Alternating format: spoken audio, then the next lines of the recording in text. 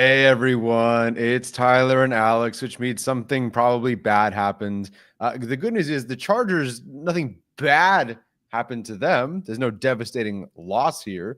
They just didn't get two players that a lot of Chargers fans were very interested in, and potentially those receivers were interested in the Chargers.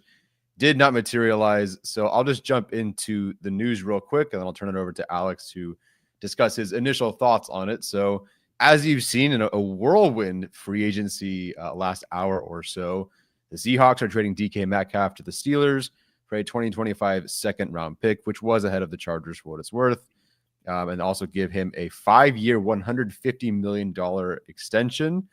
That $30 million per year would make him about wide receiver 5, 6-ish, whatever. There's a lot of guys that are in that exact $30 million per year. So we'll see what ends up happening. So that was the second domino. The first one was Davante Adams to the Rams on a 2-year, $46 million deal. $23 million APY puts him about wide receiver 18, 17 or so, depending on what happens with some other receivers that are going to get an extension or a new deal. So they're off the board. I think if you liked Adams or Metcalf or Adams in that order, generally that was everyone's top two. They're all gone. Alex, your thoughts on both those guys being gone? It's not great. I think Adams is a little bit the more disappointing one for me, especially because he didn't follow Rodgers and he did come back to LA and he went to the same stadium. It just wasn't with the Chargers. But he had the choice to go where he wanted to. And then, DK was going to go to whoever the highest bidder was for Seattle pick wise and also contract wise. So I wasn't necessarily surprised by either. But those two really were the kind of get out of jail free card, if you will, for this wide receiver room. Not saying there's no ways to upgrade the wide receiver room. We'll get into that, I'm sure, over the course of this next hour or so. But to me, if you were talking about getting a true bona fide Pro Bowl guy, like and having Ladd on the inside, those guys as a prototypical X build on the outside, that kind of was the answer. And now you're looking into your Darius Slaytons, your Keenan Allens, your Mike Williams, and a lot of the guys who are not going to rejuvenate the fan base exactly, but are kind of the next best thing to kind of stabilize this group before the draft and getting into this wide receiver class. So it's disappointing in the sense that I really did see the vision for both of those guys in terms of how they would have fit into this offense. But not necessarily surprising that in year two, they didn't make the all-in move, I guess, for one of these guys.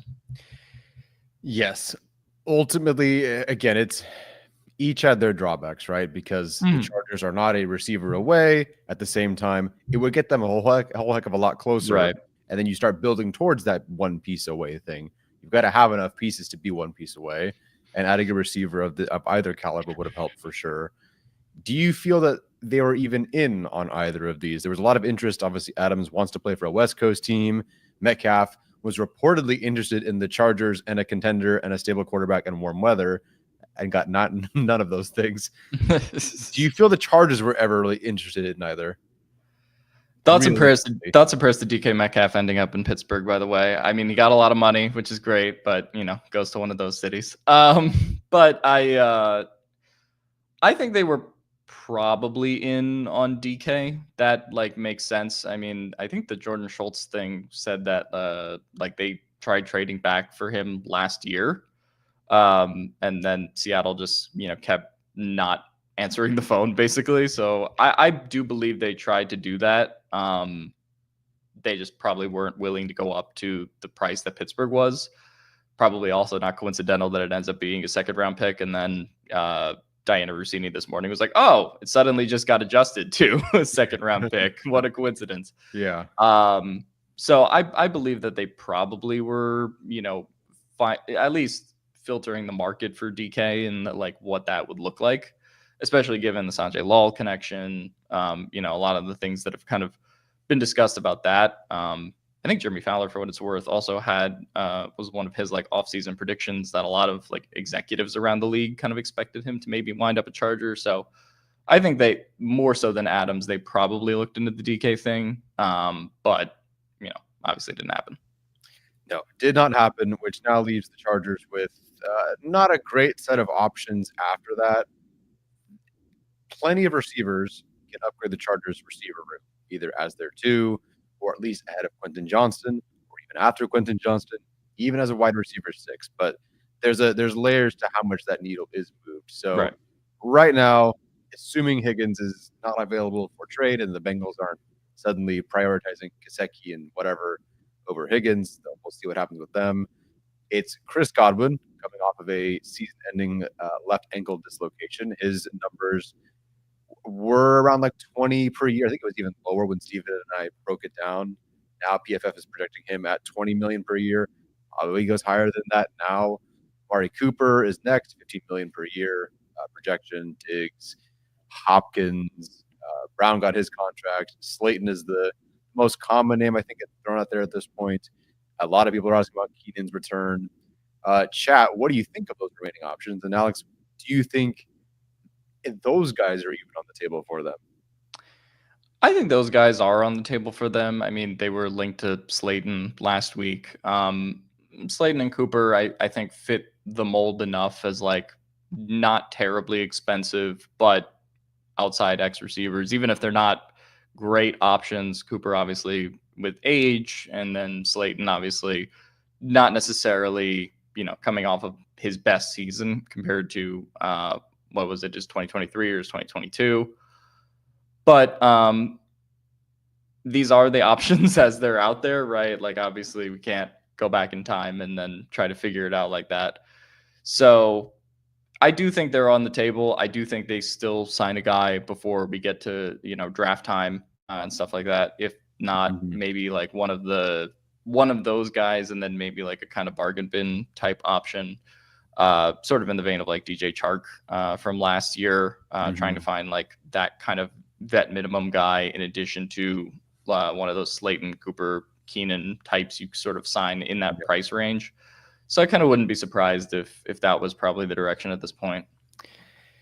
Yeah, I mean, I kind of almost jokingly with Steven did a defensive heavy off-season episode. Yeah. A lot of corners, and then some in the trenches. The Chargers could definitely be heading that way. The one thing that has changed since we did a lot of previewing is the tight end, or at least the perceived tight end group and tight end market. Obviously, there's some buzz around Mark Andrews. We'll see. Dallas Goedert apparently is available for some 4th-round pick in any draft you feel like, because the Eagles might want to move off of him early, which can be scary, right? Because you don't want to dealing with Howie Roseman often means you lose. But I could see where both sides would benefit from that. Evan Ingram was released. Obviously, Herbert's friend Juwan Johnson is out there. I feel like with the top tier market options gone, that kind of becomes a bit of a priority for them to explore, because they can make a significant upgrade at tight end in the receiving department with 3 or 4 guys, though TBD on fits in terms of blocking. Yeah, I think Juwan makes a lot of sense. I'm sure he'll have kind of a lot of competitors like in this free agency.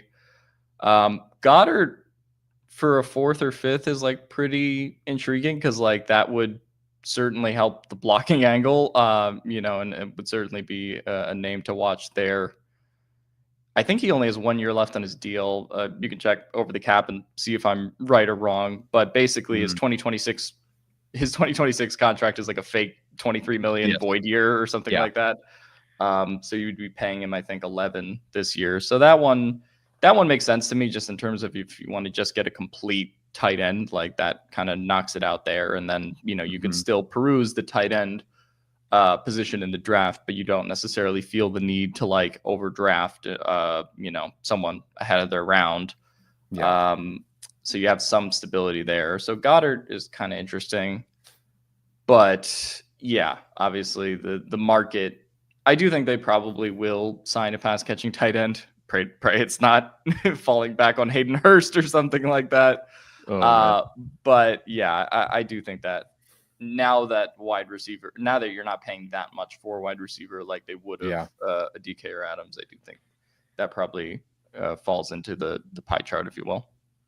All right, I'll ask the question that nobody wants to hear, but unironically, without joking, I'm dead serious when I ask this question. Do they think Quentin Johnston is actually that guy? No. Okay, good talk. Well, okay, like what does that guy mean, right? Like I think okay, if he can, let's say Slayton, they're hoping for like 800 to 1,000 from him yeah, per year, right? Do I they think think they're Quentin could do that?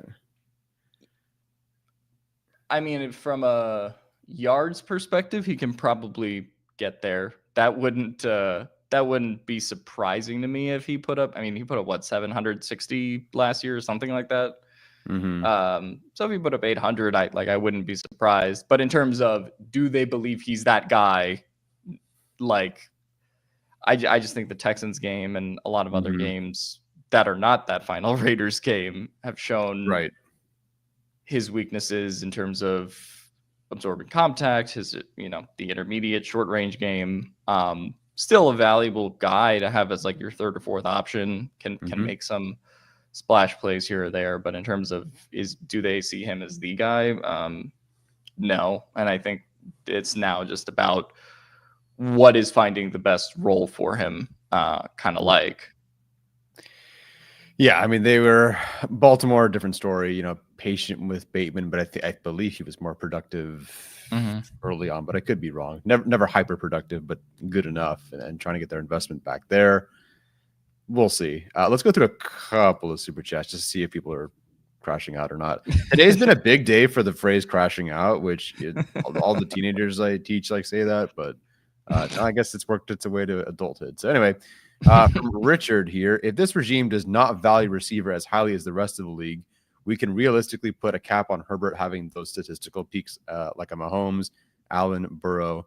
If so, why pay him as much? So obviously this was part of the drawback, if not the only one of the main drawbacks for going after Jim Harbaugh, is because they don't usually value wide receiver. Not that they won't, like McConkey, they traded up for him. Like they did invest a good amount of capital in McConkey. So it's not like they're never going to take it. It's not like Staley's linebackers. They jettison everyone, take someone in the 5th round and call it a day. Like they will invest, but not a ton. The reason you pay Herbert that much is because if you don't invest in receiver that much, you need to make those lower investment receivers as good as possible. And so I think that's why you pay someone like Herbert. Yeah, I agree. I mean, you also it's not like you can go undo the Herbert contract now. So he is paid like one of those guys. And the season was really good last year. Obviously, the playoff game left a lot to be desired. But I wouldn't say it's that this regime doesn't value wide receivers. It's about what, gauge are they kind of willing to go get them? Because I think they can nail their wide receiver picks in the draft, as we saw with Ladd. Obviously, they'll scour the waiver wire and find those replacement guys in season.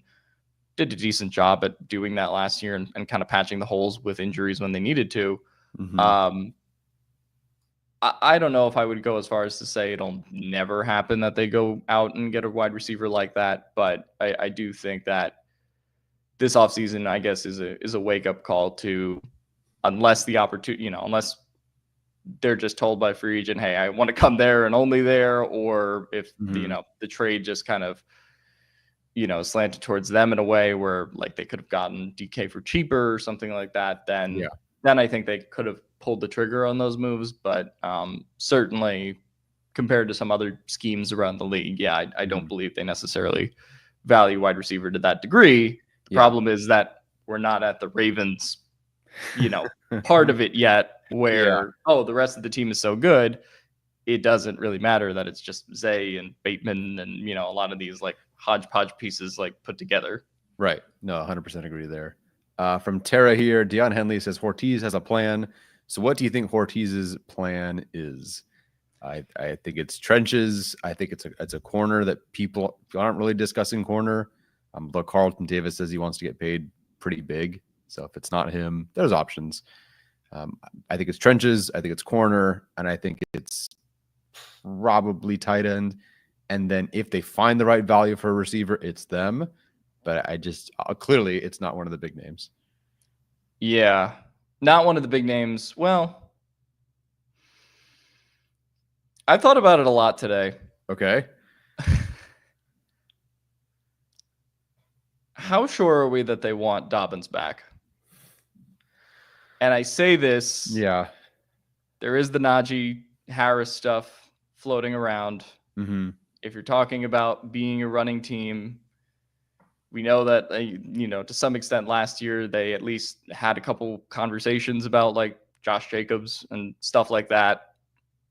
I sort of wonder if they think about that in this free agency. I'm not pro Najee Harris for what it's Right. worth. I would rather just pay Dobbins, but I do wonder the more this goes on if that is kind of their free agent investment, if you will, in addition to what they're going to do at guard and tight end and finding a playable receiver. Mm-hmm. But I've thought if they wanted to make a big move, I do think in the vein of what they go for in this Harbaugh style offense, I've thought about it. I'm not pro Harris, obviously. Right. Don't take that out of context, please. But No, I'm glad you brought it up because we are considering weapons to, at least today, to mostly just be like a receiver or maybe a pass catching tight end. But with this team, like Najee Harris could be an option. My thoughts good on good to see that the chat is taking the suggestion well. Well, they're loving it for sure. Listen, as someone who drafted both Najee Harris and Kyle Pitts in the first round of their fantasy mock for our GAC league, I've seen some disappointment from these players. The thing with Najee Harris, especially if, with Aaron Jones' contract, obviously Najee is going to get well north of that, it would seem.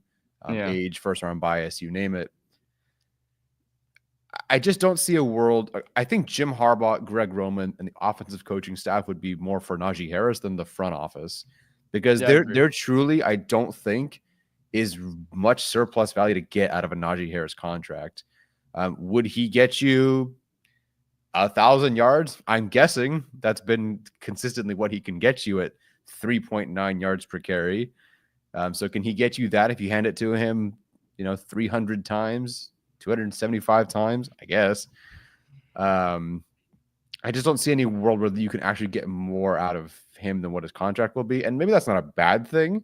If you can dependably have a running back who can give you, again, 3.9 yards per carry, you can tell how I feel about this too. I suppose that's fine. But ahead of this running back class, I think it would be a giant mistake. Oh, I think so too. No, I mean, my vision would just be bring back Dobbins and then play where it is in the draft, whether it's Omarion Hampton, whether it's waiting for day 2, day 3 guy, whatever the situation is. I wouldn't be in favor of signing Najee Harris, but it's just something I've thought about with kind of how we've known their past and also what they've sort of been rumored to do. Yeah. But it's a good question. And especially with J.K. Dobbins, like how much do they want him back? I could see it being a wait and see there because of the draft class they're about to have. But I also don't think you shed Gus Edwards and then not bring J.K. back at this point.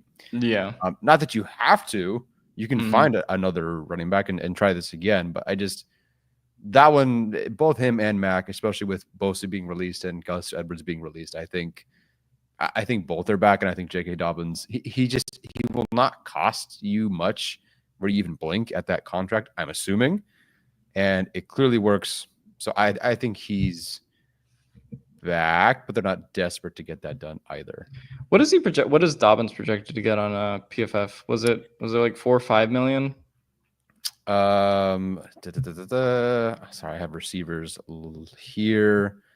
Position halfbacks, Najee Harris, J.K. Dobbins, 3.5 per year. So 2 years, $3.5 million per year. Like to me, that's if we want to say salary cap went up plus running back market, if we bump that up like 2.5 to he's getting like 5 or 6 or something like that, I think that's probably like the realistic range I think so. for Dobbins at this point. Yeah, I'll have to look at. There was that stretch sheet, not last year, I think the previous year, where there was a few just like 2x10, 2x11, like total deals. So sure, If it's 2 years, $10 million, overall $11 million, like fine. I genuinely think J.K. Dobbins is even definitely worth that. That versus like being half of Aaron Jones, like I think that's completely fine. The reviews are in. Lee says we're trash. We did it. I already know that. It's assumed. All right, next one from Richard again. This franchise walked into an NFL playoff game with DJ Chark and Quentin Johnston on the outside and Will Dissly in the middle at tight end and have done shit about it.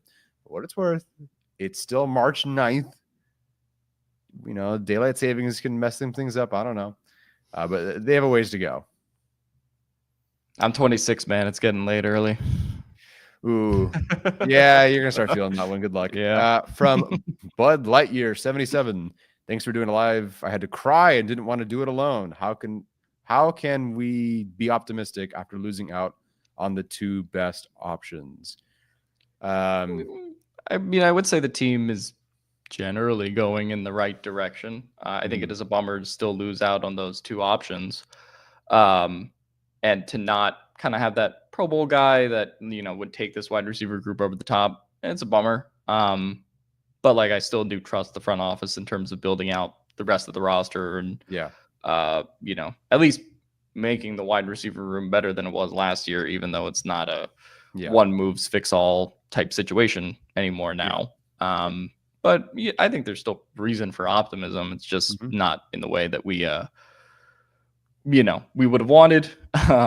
But to me, it's still not DEFCON 1 yet on what this offseason is going to be. Yeah, I can't imagine this is it. It better not be it. And I don't anticipate it being it. So we'll see. Bud Lightyear 77 hang in there from Rick. Still have Brendan Rice. Relax, LOL. But for real, do we resign Josh Palmer? Yeah, Rice. I don't even know what to tell you about that one at this point. Palmer. I mentioned this before we started recording, but I think it was Jeremy Fowler and then somebody else said it. Albert Breer. Albert Breer was the other one that said it, but basically both of them expected Palmer to do better in free agency than people expect, which take that for what it's worth. He's projected, I think, for $7 million on PFF right now.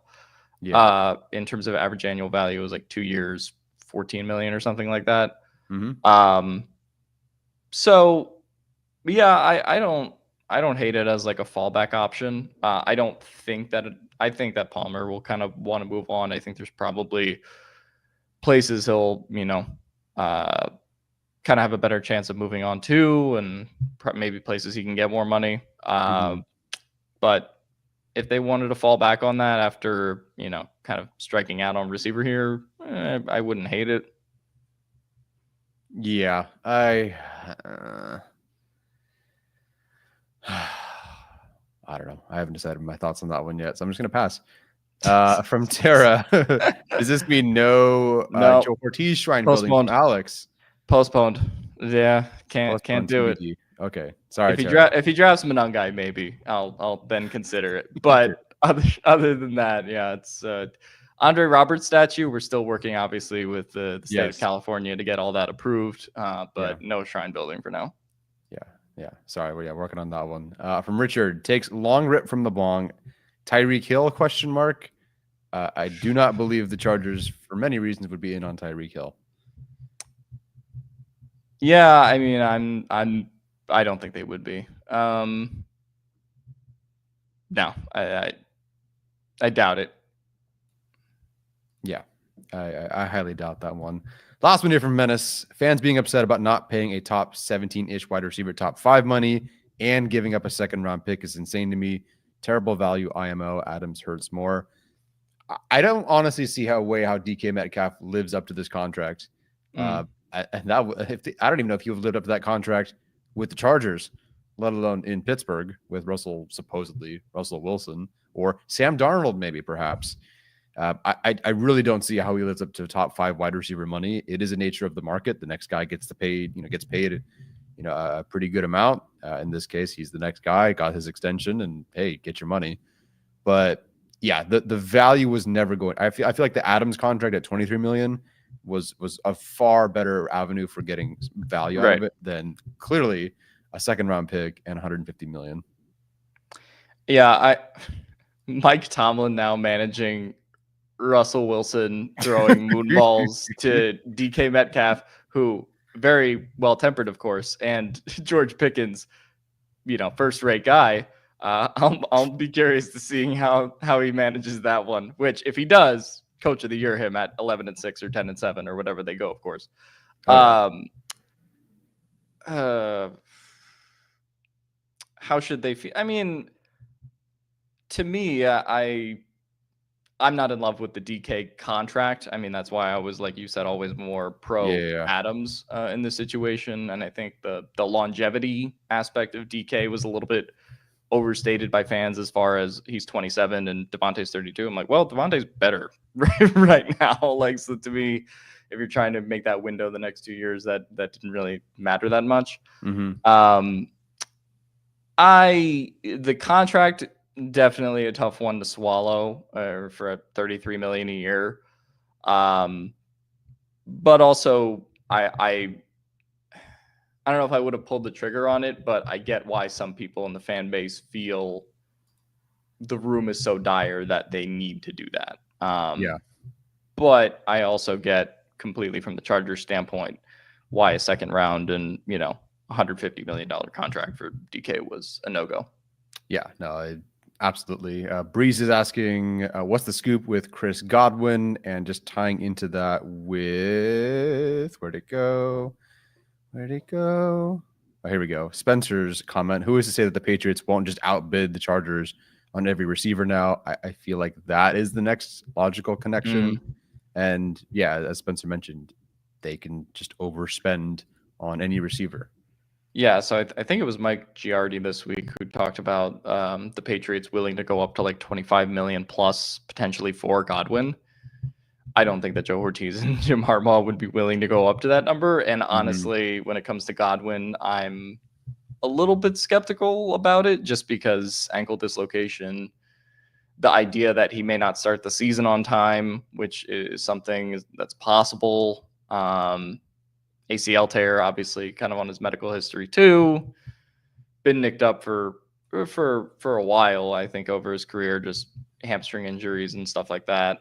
Yeah. So I if he was in that $18-20 million range, then I would be fine with Godwin, but not at the range that people think the Patriots are willing to pay them. So, you don't spend dumb money just because someone's willing to go dumber, right? And there's previous Patriots free agent runs that have been a cautionary tale against that. So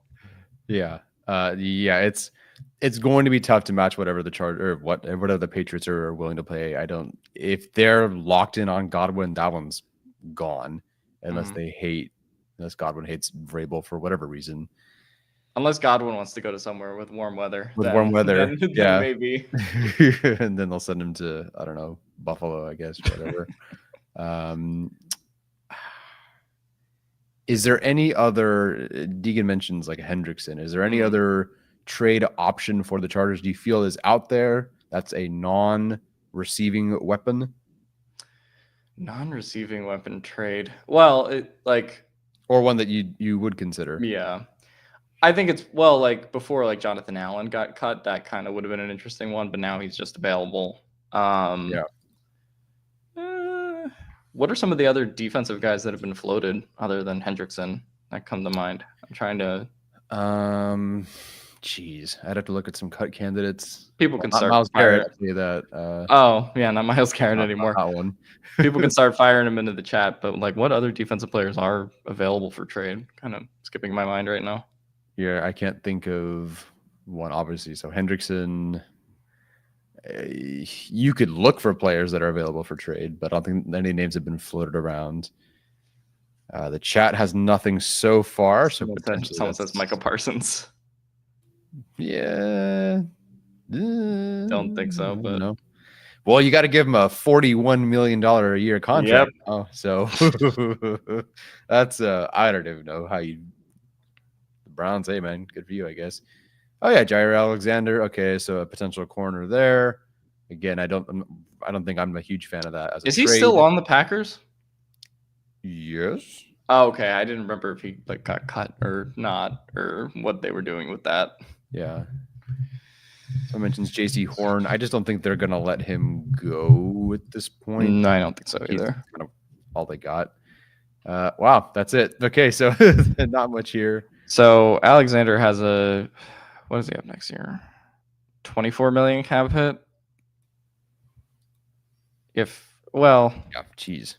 Yeah. So like, I don't think that that's happening. If they were willing to pay 24 million for Davante Adams, I don't know if they're willing to pay 24 million for a guy who hasn't been good in a little bit. So I think if he gets cut, then Jair Alexander could like become a potential like reclamation project in the way that we have talked about some of the other corners. Obviously, still a little bit pricier, but if you get him down from his current number, I think that's possible in like free agency.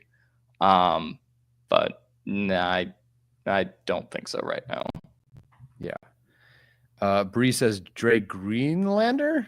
Is this a Dre Greenlaw thing? Is there a joke I missed? I know. I don't think so. Unless Dre Greenlander's someone I've never heard of before. To be fair, the Jets linebackers that they extended, I had no idea he existed. And I mean that with all respect to the Jets. Oh, Sherfield? Yeah, I didn't know that was a human being until now. Didn't watch a whole lot of Jets football last year. Sorry, Arjun. I watched some of the Jets offensive football, but not really much of their defense. But yeah. From Troy, is it time to sign a bunch of veterans to short-term deals and try again in 2026? That's probably where they end up going. You get a guard. No, another veteran has to be like older player, but guys on a second deal or whatever. I think you get a guard. I think you get an outside corner. I think you get a defensive tackle. I think people also forget that with Mac likely being back and with the in-season budget and with the rookie budget, the rookie draft class budget, the Chargers really have like $50 million in cap space this year. Yeah. Yes, they have 90. They really have like 50, 55, this year. So I do think that you get this like, okay, and if they were never interested in the big names, it's now this guy for 10 million this year, this guy for 7 million this year, this guy for 9 million this year, this guy for 5 million this year. Bring back Puna Ford, bring back these guys. I think that's kind of the route that we're going to end up seeing, which was probably the route all along. I really just didn't believe that they would go for, Adams. Yeah. Cap space plan again in 2026. Let's go. now we'll sign the big wide receiver free agent everybody wants for sure. Yeah. Yeah. I don't know if it'll be a defined short-term deal. Like I'm sure they'll probably get some guys that are like 2 or 3 year deals and stuff like that. In addition to like some 1-year reclamation projects, as kind of we saw last year. If there's guys they just kind of want to take a swing on, although that'll be kind of like later in free agency, not so much now. I don't know. I still think they're going to spend a decent amount of money as far as interior offensive line, wide receiver, tight end. You combine that, and then like a couple defensive players. Like they're still going to spend money. I mean, plus re-signing potentially their own players. If they do re-sign Mac, obviously, like you said. That comes into it. And then if you want to re-sign a bunch of the other guys, they've only re-signed Elijah Molden so far. So like if they want to make deals with other players, then we'll see. But yeah. No, they also have Tucker Fisk. They also tendered Tucker Fisk, so don't forget that. That's a big one. That can only RFA tender. They can only carry me for so long. NB Talent, Garrett Wilson, come on down. Probably not happening at this point with Adams being gone. I think they've made their commitment pretty clear there. So Q rounds out of New York, so I mean, like, I don't know. If that's. I don't think he's gonna want out. Yeah. From Richard here. Last one. I think we'll take a couple more questions and then head out of here. Tyler, we should pivot to defense only free agency. Hey man, I did a stupid simulation where that was a thing, and it was hated. It was despised, but it is often lonely being right. I'm just kidding. What were your defensive signings in that one? I went with Milton Williams. Okay. I forget one of the corners. I think Hilton in the slot. I had to go defensive heavy, obviously. Had to bring back Mac, and then we pivoted to the draft and signed or drafted defense early on. Okay. So It's not impossible now. They're clearly not doing offensive heavy for Yeah, just big names. Steven's draft might have gone through the not happening now. Yeah. All right. So as the live number of viewers we have, it nears around 666, which is perfectly fitting for us. Alex, any final thoughts before we head out? I think we're all wrapped up here. No, I mean, I guess for me, I'm not overreacting today without seeing whatever the rest of the offseason plan is. It would have been nice to have one of those two guys in terms of, giving your wide receiver room that boost that we feel that they do need after especially watching that Texans game. But the wide receiver room or Rome wasn't built in a day. And I kind of feel like this is not the unexpected outcome. I do think that they probably prioritize getting one of those sort of budget option wide receivers, sort of that we mentioned in terms of like the tier of guys after Godwin.